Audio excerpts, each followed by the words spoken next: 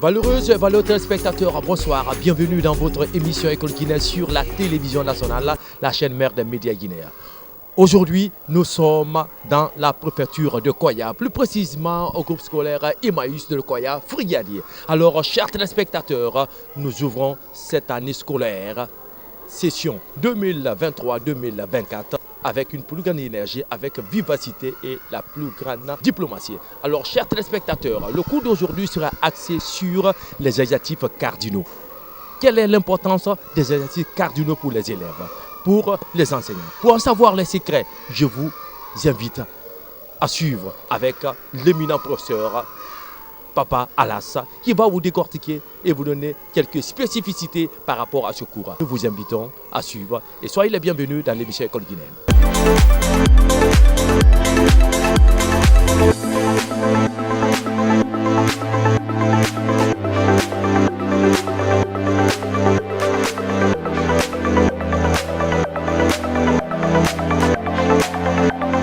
Il n'est pas toujours évident de savoir écrire les nombres en lettres. Nous avons souvent des doutes sur l'orthographe, souvent des doutes sur les règles d'accord, souvent des doutes s'il faut placer un S ou pas. Et ce matin, je vais vous expliquer avec exactitude et précision comment écrire les nombres en lettres. Et ça s'appelle les déterminants numéraux. Bien. À la base, c'est quoi un déterminant? Autrefois, on appelait ces déterminants numéraux les adjectifs numéraux. Mais de la même façon que les adjectifs démonstratifs sont devenus déterminants démonstratifs, de la même façon que les adjectifs possessifs sont devenus déterminants possessifs, de la même façon, les adjectifs numéraux sont devenus des déterminants numéraux. Mais un déterminant, en fait, c'est quoi? C'est le petit copain du nom. Ils sont ensemble à la pause. Partout où ils sont ensemble. Mais on peut les séparer lorsque, entre les deux, existe un adjectif. Par exemple, quand j'écris la voiture, c'est un nom. Et là, c'est un déterminant. Voilà pourquoi je vous dis que c'est le petit copain du nom. Déterminant et nom sont toujours ensemble.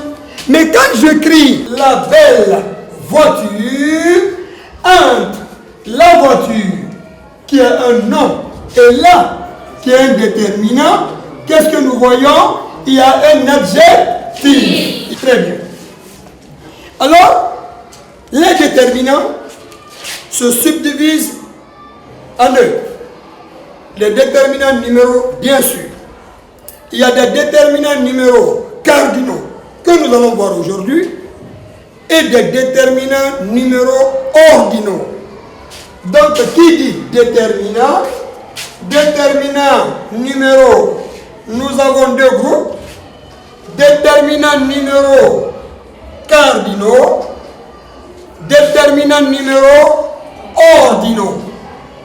S'il faut bien passer ces deux mots-là à la loupe, on se rend compte que dans le son cardinaux, il y a la quantité,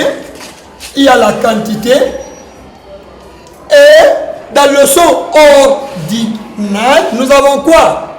Quand on prend cardinaux, car, il y a la quantité, et quand on prend ordinaux, il y a ordre. Et qui dit ordre, dit rang. Donc, ordre ou rang.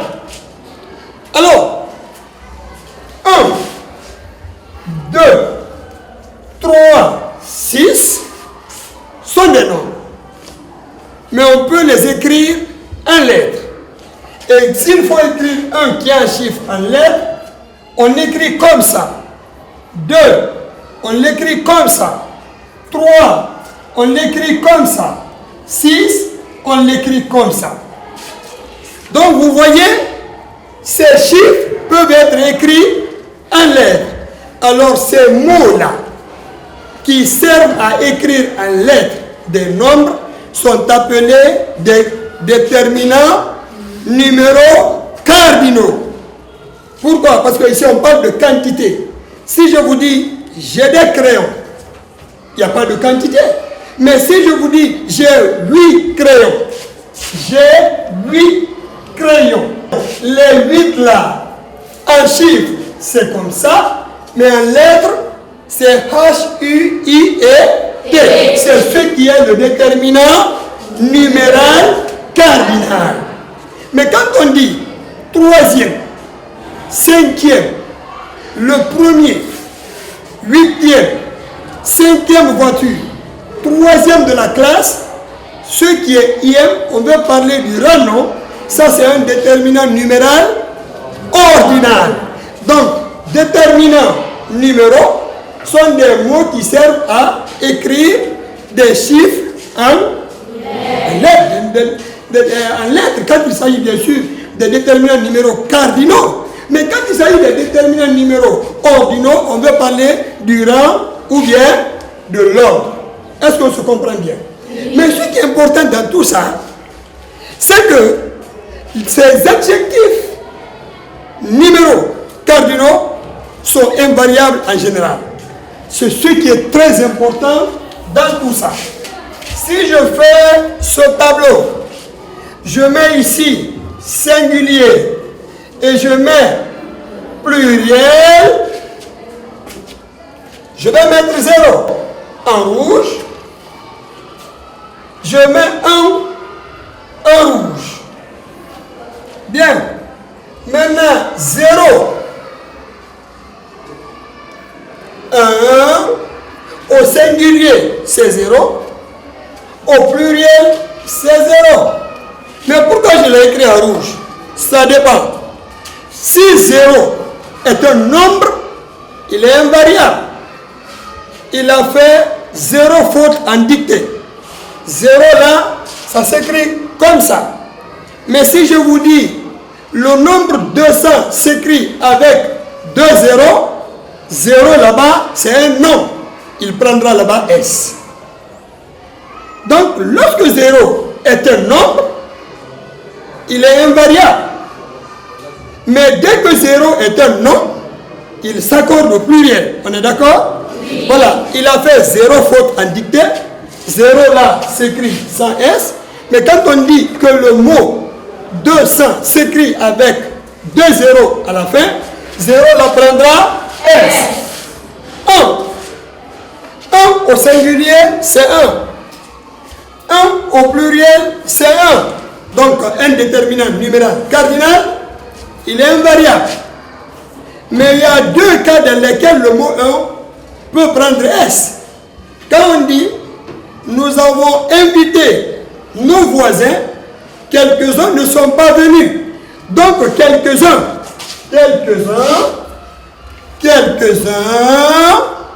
dans quelques-uns, un prend S. En ce moment ici, c'est des pronoms. Ici, quelques-uns, un n'est pas un adjectif numéral cardinal, mais plutôt un pronom.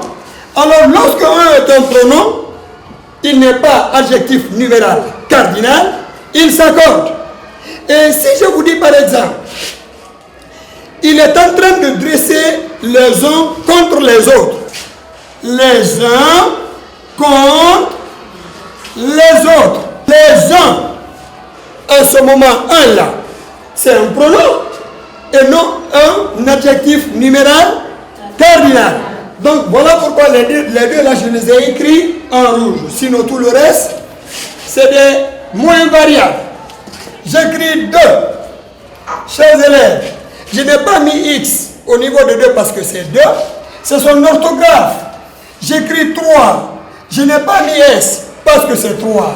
C'est son orthographe. Sinon, au nom de Dieu, 4 est plus grand que 3. Et pourtant, 4 ne prend pas S. 5, il est plus grand que 3. Et pourtant, 5 ne prend pas S. 10. X que vous voyez au niveau de 10. C'est pas parce que c'est 10 qu'on a mis X, c'est son orthographe au singulier et au pluriel. Ça ne varie pas. C'est des mots invariables. Sinon, 11 est plus grand que 10 et pourtant, 11 ne prend pas. Ainsi de suite. Donc, les déterminants numéraux cardinaux sont invariables en général au pluriel. Ainsi, je prends 1000 et je prends 1000. 1000 est un adjectif numéral cardinal, un déterminant numéral cardinal. Donc, disons, c'est un nombre. Par conséquent, 1000 ne prend pas S. C'est un mot invariable. On est d'accord? Oui. Donc, on va essayer les déterminants numéraux cardinaux ou adjectifs numéraux cardinaux sont des mots qui servent à écrire les nombres en lettres. Ils sont en général invariables au pluriel. On ne dit pas que tous les déterminants numéraux cardinaux sont invariables, hein? Mais en général, la majeure partie des nombres qui constituent des déterminants numéraux cardinaux sont invariables au pluriel. Vous avez vu ici, on peut dire un élève, tout comme une élève. Un élève, ça c'est du genre masculin, une élève du genre féminin. Donc un que vous voyez là varie en genre, mais il ne varie pas en nombre. On est d'accord? Oui. Très bien. Alors que les déterminants numéraux ordinaux, là où on parle de rang, 5e, 3e, varient en genre et en nombre. On peut dire le premier de la classe. Premier de la classe, première de la classe, premier venu, premier pays, première nation, 5e nation. Donc avec les IM là, ça peut s'accorder en genre et en nombre. Mais les déterminants numéraux cardinaux, autour de 1, je parle bien sûr de 1 peut varier en genre, mais il ne peut pas varier en nombre. Maintenant, dès que vous voyez 1 avec S, c'est que c'est un pronom et non un déterminant numéral cardinal. Chers élèves, on va essayer de mettre en valeur ce qu'on vient d'écrire. Les déterminants numéraux cardinaux sont des mots qui servent à écrire les nombres en lettres, tout en précisant des quantités. Ils sont en général, non, j'ai beaucoup aimé ça, ils sont en général invariables au pluriel. Ah, ils sont en général invariables au pluriel. Et pourtant, il y a deux déterminants qui créent assez de problèmes à l'école, même dans les bureaux avec nos cadres. Il s'agit bien du mot vin et du mot ça. Du mot vin et du mot ça. Donc, je vais écrire cas particulier des mots vin et sang. Des mots vin et sang. Et là, on va commencer par le mot. On va commencer par le mot vin. Pour le mot vin, 1. Quand est-ce le mot vin prend S? Quand est-ce qu'il ne prend pas S? Le mot vin prend S lorsqu'il est multiplié. Attention. Le mot vin prend S, c'est lorsqu'il est multiplié. Et le seul entier naturel au monde qui peut multiplier le mot vin est 4. Et 4. 4 est le seul entier naturel qui peut multiplier le mot 20. Voilà pourquoi, chers élèves, vous entendez souvent 1280, 3880, 180, ma grand-mère a vécu 80 ans, etc., etc. On n'entend jamais parler de 2,20, de 3,20, de 5,20, de 6,20, etc. Donc, le seul entier naturel qui multiplie le mot 20 est 4. Ah, ainsi, chers élèves, voici le mot 20. Lorsque le mot 20 est précédé de 4, suivez la règle là. Lorsque le mot 20 est précédé de 4, alors qu'il n'est pas suivi, donc il n'y a rien devant, il n'est pas suivi, ou bien il est précédé du mot 4 et il est suivi 2 millions, il est précédé du mot 4, il est suivi 2 milliards, chers élèves, le mot 20 prend S. Lorsque le mot 20 est précédé de 4, ça vous donne le courage de vérifier devant. Autour du mot 20 et du mot 100, vérifiez toujours derrière et devant. Si derrière le mot 20, il y a 4, on a l'espoir que le mot 20 prenne S à condition que devant, qu'il n'y ait rien.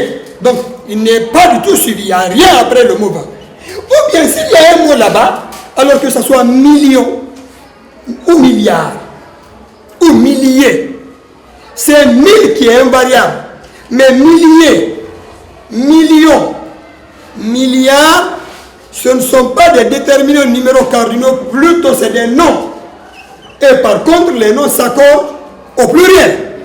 On se comprend? Oui. Alors, si cette règle-là est bien maîtrisée, moi je vais donner 2 exemples et faire passer un élève ou une élève qui va me dire s'il va prendre S ou pas dans un des noms.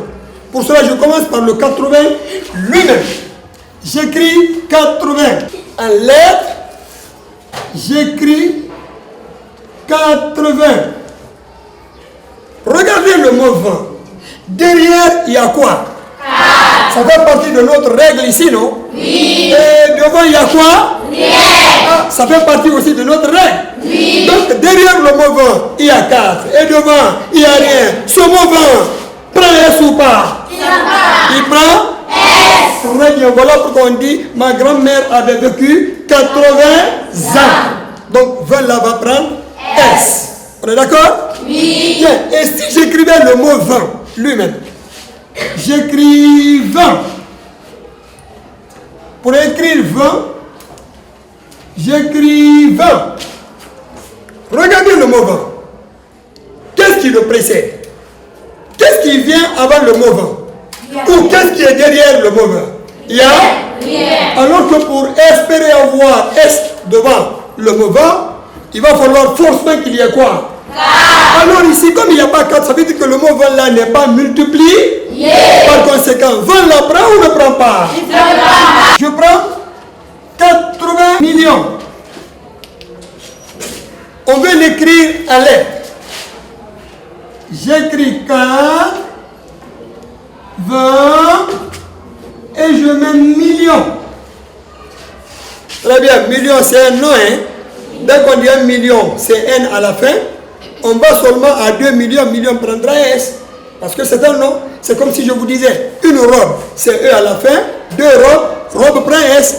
Les noms s'accordent au pluriel. Chers enfants, il est question de vérifier si notre mot 20 là prend S ou pas. Oh là là, oh là là. C'est mon 3e exemple. Apprêtez-vous, c'est vous qui allez passer. Le mot 20 est là. Derrière, il y a quoi? Et dans notre formule là, il y a 4 ou il n'y a pas 4? Il y a 4. Très bien. Et devant le mot 20, ce qui le suit, c'est quoi? Million. Et là, est-ce qu'il y a million? Oui.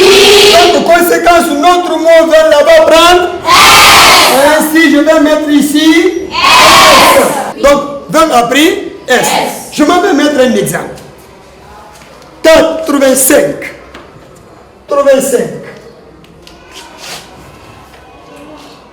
1280. 80 000. Voilà. Qui peut... Oui, mademoiselle.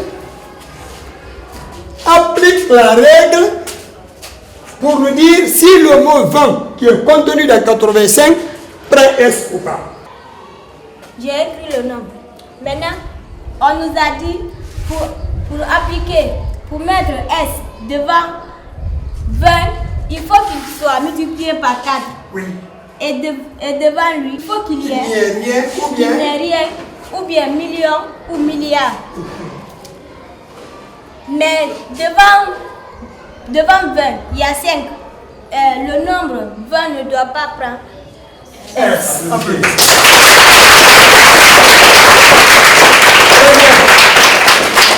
Bien, qu'est-ce qui manque dans ce qui est écrit? Très bien, mais comme c'est un match aller, il va falloir qu'un garçon aussi passe au tableau. Un garçon, mais arrange-toi à mettre 20 devant 4 là, même si c'est un petit caractère.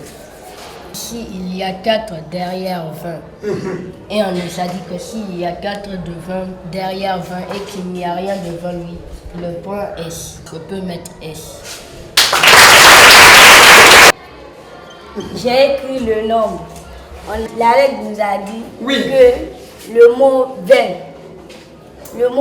peut prendre S. Oui. Si il est précédé par 4. Oui. Mais il y a 1000 devant. Oui. Il ne doit pas prendre S. Pour le mot 100.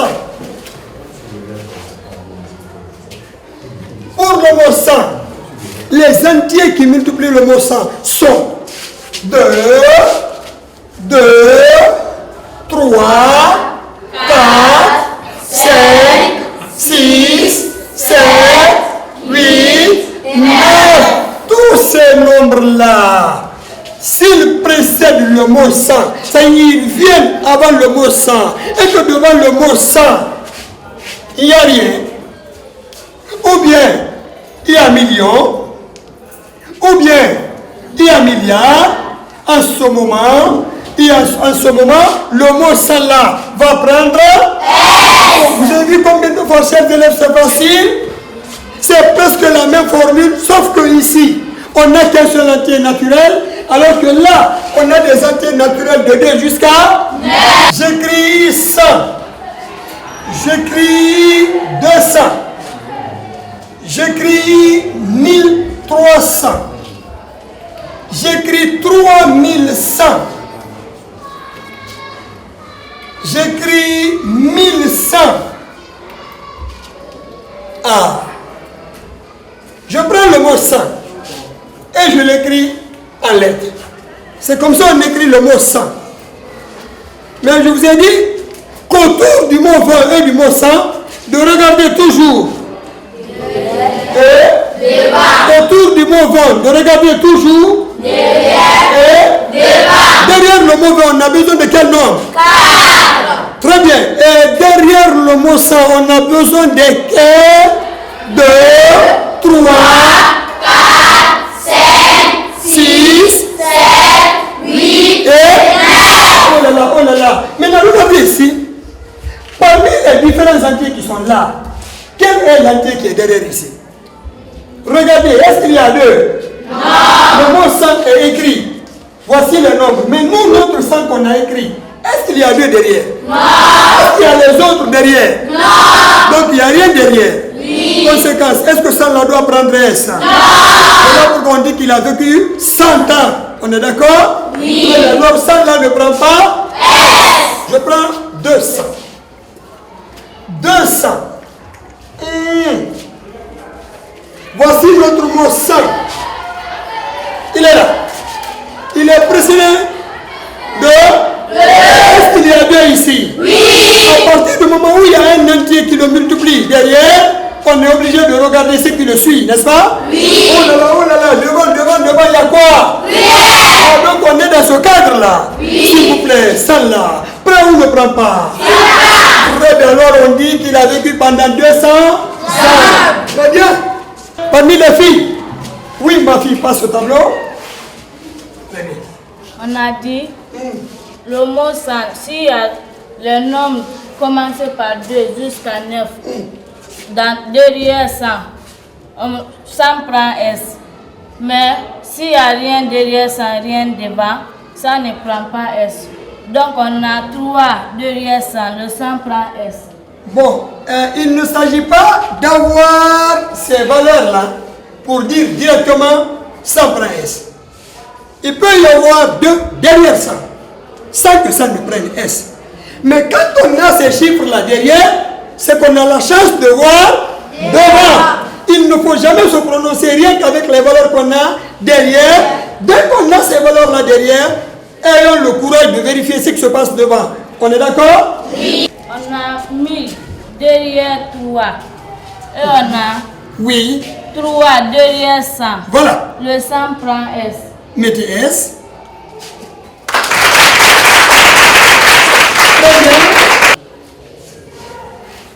Voilà, la règle nous a dit si 100 est précédé par les nombres suivants, on a le 100 de regarder devant. Mais là, 100 est précédé par 1000. Alors on n'a pas le 100 de regarder devant. Ça ne prend pas S. La règle nous a dit que s'il y a 1000 derrière 100, ça ne doit pas prendre S. Mais s'il y a 2, 3, 4 jusqu'à 9, ça doit prendre S. Mais s'il y a 1000 devant 100, ça ne doit pas être. Ça ne doit pas prendre S. Très bien, mais il y a quelque chose qui manque. Qu'est-ce qui manque? Très bien. On va écrire en lettres le nombre 700 milliards, 700 millions, 700 000, 700 francs guinéens. Voilà l'argent que je veux avoir. On va essayer d'écrire ça en lettres. Vous voyez, à chaque fois que vous entendez le mot 100, 100, 100, on va essayer, en appliquant bien sûr les règles là, si ces différents 100 qui composent ce nombre-là prennent S ou pas. Et d'abord, écrivons en lettres. 700 milliards. Ok. Tirez. 700 millions. J'enlève d'abord 700 000. 700. Et on dit quoi?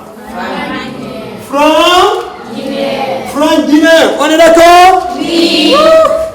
Chers élèves, notre nombre est composé des mots sensibles, des mots peu sensibles, mais aussi des mots invariables. Qu'est-ce que Papa Alas appelle mots sensibles? C'est des mots 20 et 100 qui peuvent prendre S et des fois qui ne peuvent pas prendre S. Ça dépend des règles d'accord. Oui ou non? Oui. Ça, j'appelle ces mots-là les mots sensibles. Qu'est-ce que j'appelle ici les mots peu sensibles? C'est les mots millions et milliards. Ils sont peu sensibles parce que quand ce n'est pas multiplié, ils restent au singulier. Mais dès qu'on met 2, 3, 4, etc. derrière, ils sont multipliés, ils vont prendre un S. Vous savez la raison? Parce que millions et milliards ne sont pas des déterminants numéraux cardinaux, mais plutôt des nombres. Bravo. Alors, les mots peu sensibles, on va les mettre en jaune. C'est milliards et millions. Le mot celle-là, prend S ou ne prend pas? Ça prend. La raison, il est précédé par C. Et il est suivi par milliard. Par conséquent, il va prendre S. Celle-là, il est précédé par C. Et il est suivi par milliard. Il va prendre S. Celle-là, prend-il S ou pas? Non. Parce qu'il est précédé par C. C'était là-bas, il est suivi de 1000. Et 1000 n'est pas un nom. C'est un mot invariable. Par conséquent, celle-là ne prend pas S. Celle-là, prend-il S ou pas? Ça?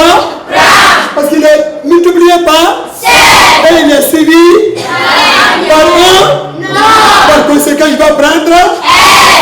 Très bien. Chers élèves, jusque-là, le cours a été donné et j'espère que prochainement, jusqu'à ce que vous deveniez ministre, vous ne ferez plus jamais sur les adjectifs numéros cardinaux qui sont appelés aujourd'hui dans la nouvelle appellation les déterminants numéros cardinaux. C'était votre professeur, monsieur Papa.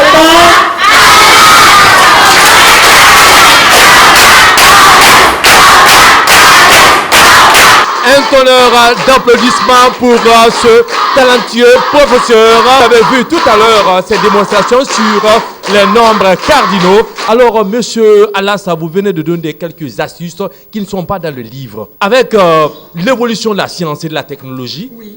Est-ce que actuellement, il est sensible et il est primordial de mettre toujours les traits d'union? Pour ceux qui ont fait français avant 1990, Ça va être étrange, ambigu pour eux, de voir des traits d'union partout, car il y a une règle autour de ça. Vous savez, il avait été dit, bien avant la réforme sur l'orthographe des nombres, que lorsqu'un nombre est plus petit que 100, alors qu'il est composé, on met trait d'union partout. C'était une règle. Exemple, quand je prends le nombre 18, pour l'écrire, on met 18. Et comme le nombre 18 est plus petit que 100, voilà pourquoi j'ai mis trait d'union. C'est la règle que je disais avant.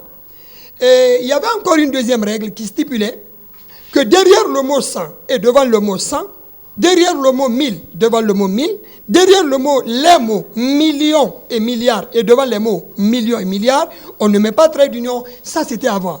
Mais si vous allez dans le nouveau Larousse, appelé Hachette, je donne même la référence pour que les gens puissent chercher dans le Larousse Hachette, édition 2014, à la page 1900, à la page 1750, vous verrez que c'est clairement écrit que les traits d'union ne sont plus fautes. Et puis d'ailleurs, M. Magasuba, on met traits d'union partout.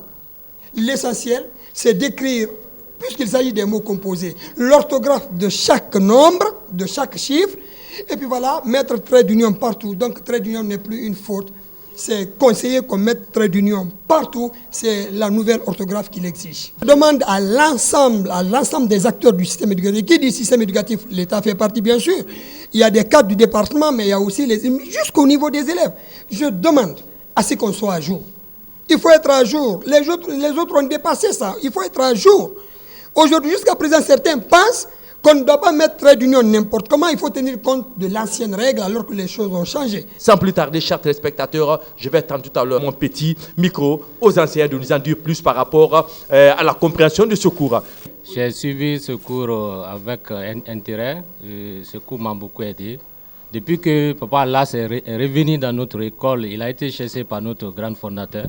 Depuis lors, déjà, moi j'ai corrigé des erreurs dans le livre, que ce soit l'écriture en chiffres romains, des déterminants, j'ai corrigé les livres. Même au niveau des traits d'union que vous avez déjà parlé, parce que quand vous prenez le livre de la 5e année là-bas, c'est écrit, on met trait d'union à partir de 17 jusqu'à 99.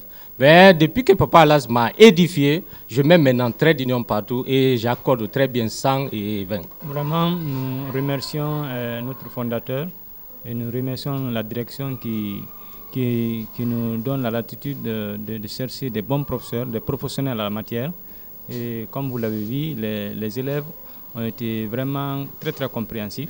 Ils ont compris le cours et même nous, ça nous a mis au même niveau que les élèves parce que, comme il l'a dit, nous avons été enseignés sur, comment on appelle, des erreurs que nous avons aussi appris et maintenant nous avons vraiment corriger ça. Chers téléspectateurs, vous qui suivez l'émission École guinéenne, nous étions à Koya, au groupe scolaire Emmaüs de Frigadier, et je pense bien que vous aviez bien compris ce cours. Avec l'émission École guinéenne, c'est la science. Avec l'émission École guinéenne, c'est l'apprentissage. Avec l'émission École guinéenne, on est toujours à jour. Et avec ce professeur, on apprend. Chers téléspectateurs, merci d'avoir été les nôtres. Merci à la RTG. Merci à M. Palasouma pour cette émission. Merci au chef de programme. À la prochaine. Portez-vous bien.